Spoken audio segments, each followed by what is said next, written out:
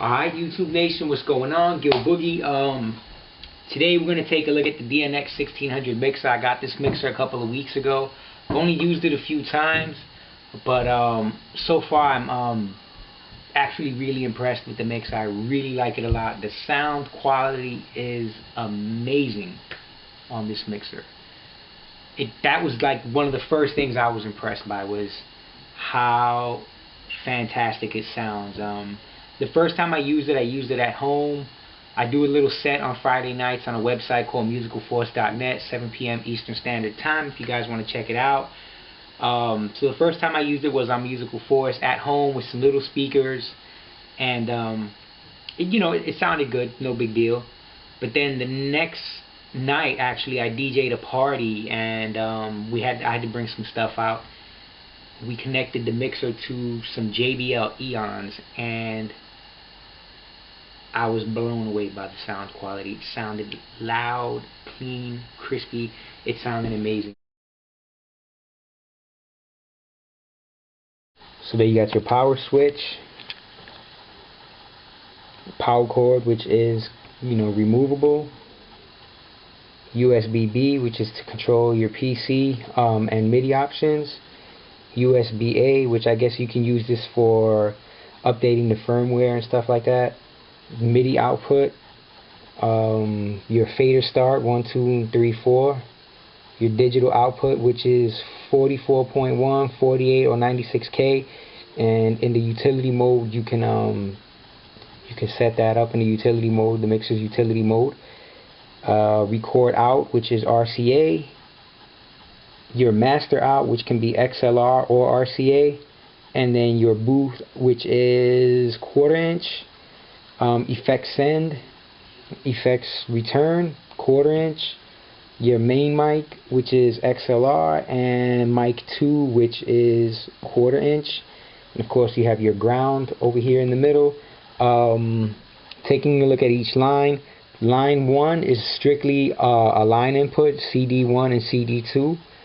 Line 2 is phono or CD. Line 3, of course, is phono and a line input, and line 4 is a phono and a line input. So now we're going to take a look at the channel selection on the DN-X1600. The mixer is fully matrix assignable. So what that means is, I'll show you right now. I have my iPod connected into line 2 on the CD input, the line selection of line 2. So we'll take a look at the front of the mixer now. As you can see, I have the music coming up from lines 2, 3, and 4. Although the source is only connected into line 2, I have it on coming up from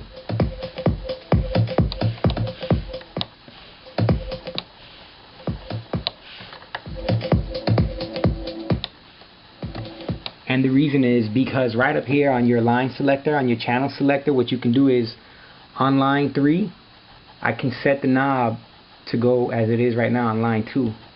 If I set it to line 3, line 4, line 5, it's going to go off. The same thing with line 4. Right now I have line 4 selected to get its incoming sound from line 2. Or should I say, whatever channel 4, if you want to call it, is set to get its sound from line 2. So if I switch it to line 3, it's going to go off. When I put it back to line 2, the music comes back on. Now I really wish you guys could appreciate the sound quality on this mixer. It is so amazing. Another thing I like about the line select is that the phono line selector is actually on the face of the mixer. Most mixers that I've dealt with have this in the back of the mixer. It's a little switch, like a jumper switch or whatever. It's a little switch that you would set in the back to line or phono or line or CD or however the mixer has it laid out. Over here it's done on the top, which I think is brilliant. So if you want to switch from phono to line, all you have to do is hit the switch on the top of the mixer, on the face of the mixer. The next thing we're going to look at is the fader contour. right here, the way you can change the contour of your faders. The first one is for your up and downs, and then the next knob is to select the contour of the crossfader. So basically the way it's set right now, all the way to the left, or should I say to like 7 o'clock, what that means is that the volume has to be all the way up to about 10 for you to get some sound. Which, maybe that's for like scratching and cutting. Turntablists who like to use the up and downs. If you set it up to the middle, then what you'll get is more gradual.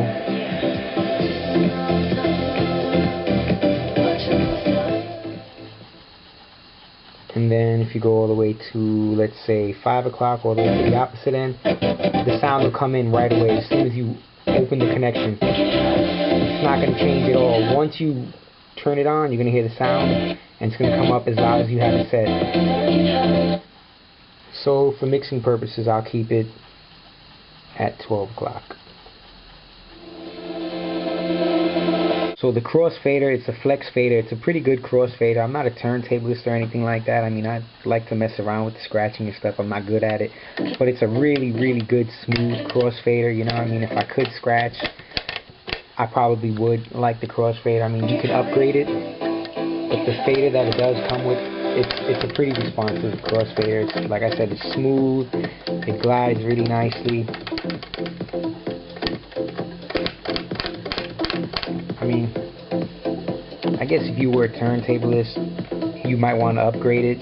You might not. I don't know. But for me, it's just fine. For most DJs, I'm sure that they won't have a problem with this fader. See, I don't know what I'm doing here. And now the fader contour, if you have it set all the way to the left or to 7 o'clock, that's going to make the music come in gradually. That's for people who like to blend with the crossfade. I like to do my mixes with the up and downs. So I have it set all the way to 5 o'clock. And you'll see the diagram looks kind of like a little table right there. And what that does is, as soon as you move the crossfader out a little bit, sound's going to come in all the way. That's for DJs who like to cut and scratch.